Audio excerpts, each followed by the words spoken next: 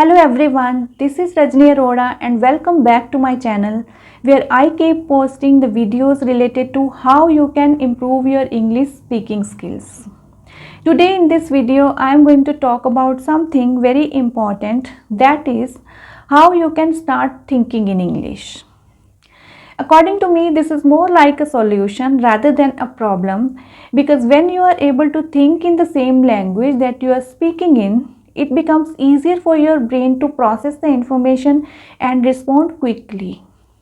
In contrast, if you are not thinking in the same language that you are speaking in, there will be a lot of translation going on into your head. Every time when you are asked a particular question, you will be translating it into your native language and then again translating the things into English before you speak, which will be a very slow process. Today I will share with you some easy tips that can help you to start thinking in English. So watch this video till the end and don't forget to like, share and subscribe to the channel so that you don't miss any of my new video lessons. So without any further delay, let's get started. First way to start thinking in English is start with thinking in single word. If you are at the basic level, you can consider this approach. If you are at the basic level, you are able to understand the people but you can't respond in English, you can actually start your practice right now. Whatever object you find around yourself, try to recognize its name in English. If you are working in the kitchen, you can start naming all the ingredients in English. For example, salt, red chili powder, black pepper powder, fennel seeds, fenugreek seeds. Start naming all the objects that you find around yourself in English.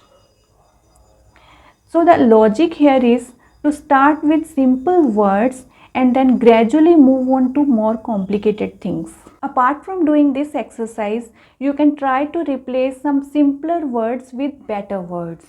For example, if you want to say that someone is angry, so instead of using the word angry, you can use a better word and you can say he is annoyed.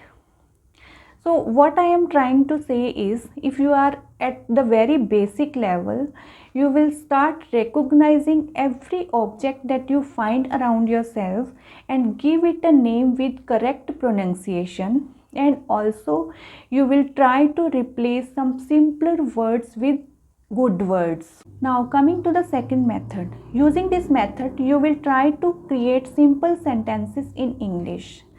See, this process of thinking in English is to be done at your level. You don't need any speaking partner for this. You will be doing everything in your head without making it known to anyone else. Whatever you are going to do, just create a sentence on that. If you see a situation, try to create a sentence on that situation. If you are working in your office, you can say that I am sitting in my office and working on my ongoing project.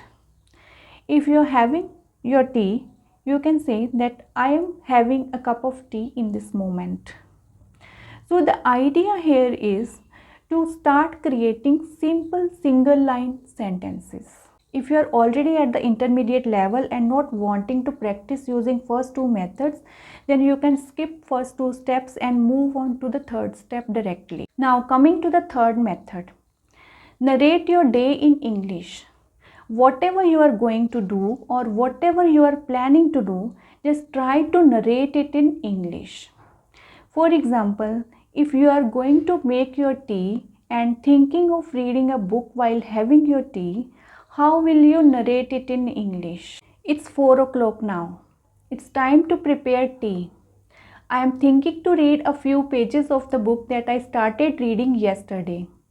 Yesterday I read 10 pages of that book, which I found very interesting.